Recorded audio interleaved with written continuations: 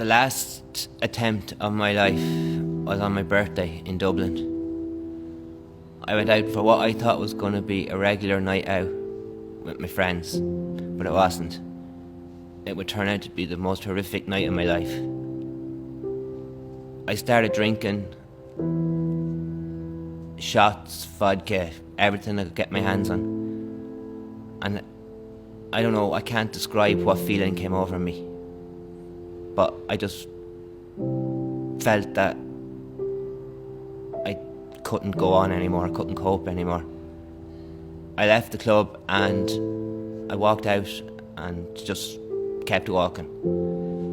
I found myself standing on a bridge over the Liffey. I was going to jump, only for the quick action of one of my friends that knew something was wrong in the club and followed me. I'd be dead now, because I was going to jump. I was going to finish it. I was going to end my life. I felt that I didn't belong. I felt like no one wanted me. I felt like that just life was crap. But that friend that came looking for me and stopped me, although he was angry with me at first, he seen the pain I was in. He knew that something wasn't right. My friend made me see my doctor. I went to him that day. He gave me a number for a suicide prevention group called Talk to Tom. And he told me that I needed to call them and needed to get help. When I went home that night, I sat in my room for hours, or what felt like hours, turning the piece of paper over in my hand, thinking, no, yeah, no, yeah, no. I'll never forget that night I rang them. It was stormy. I was scared. I didn't know what to expect. I didn't know what they'd say, whether they'd help me or not. But from the first minute that Ray answered the phone, I knew that I'd be helped. I knew that it would be okay. They just made me feel so at ease. They made me feel that I did matter, that my life did matter.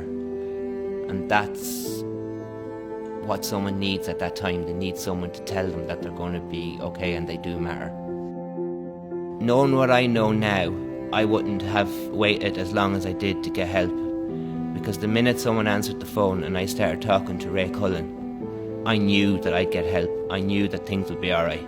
The way they talk to you, the way they calm you down, the way they just listen to you. He spent 2 hours on the phone just listening to me shiting on about stuff that didn't really matter. After the phone call, it was decided that I should go to counselling and try and sort out what problems were causing me to feel the way I was feeling. My first meeting with Bev Webster, my counsellor, was something that I'll never forget.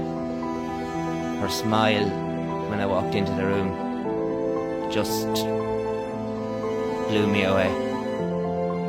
The way she talks to you, the way she just interacts with you, makes you just so at ease. The specific type of counselling I had was CBT, which teaches you to look outside your mind in at what's the problem, and it works, because now I know that I can talk about my feelings now, whereas I couldn't before. I can interact with people more easily than I could. I'm not saying that counselling solves everything, it doesn't, but it does help. And now, after all the counselling, I'm training for a marathon. I'm in the gym every day, I'm eating healthier, and little things that seemed so impossible 4 months ago are so easy now.